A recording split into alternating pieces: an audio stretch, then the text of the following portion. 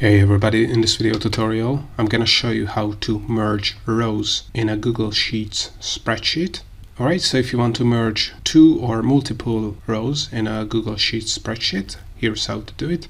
So it's really easy to do. All you have to do is select the sheets you want to merge, and if you want to merge multiple rows you have to press down Shift by selecting the rows, so you can select multiple rows this way.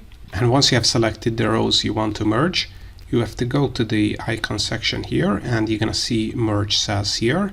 So you can click on this or click on the drop down arrow and select merge all.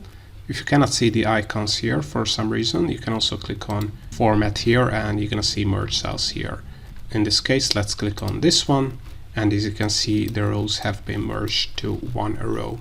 What you have to keep in mind is that if there are some text or any other value in the merged cells, when you merge the cells, you will only keep or preserve the values in the first row of the merged rows.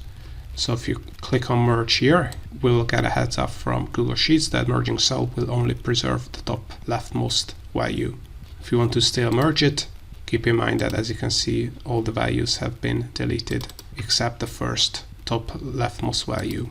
There is a workaround for this. I have another tutorial where you can check out how to merge cells without losing values. Make sure to check that tutorial out, but all in all, this is how you can merge rows in a Google Sheets spreadsheet. I hope you found this tutorial useful. If you want to get access to our complete Google Sheets function database, or our Google Sheets Shortcut Keys ebook for free, and other Google Sheets resources and Google Sheets templates, then make sure to check the links in the description below. Also, if you want to learn more about how to use Google Sheets, make sure to check out our YouTube channel and playlists, where you have a ton of tutorials, and more Google Sheets tutorials are coming up, so also make sure to subscribe.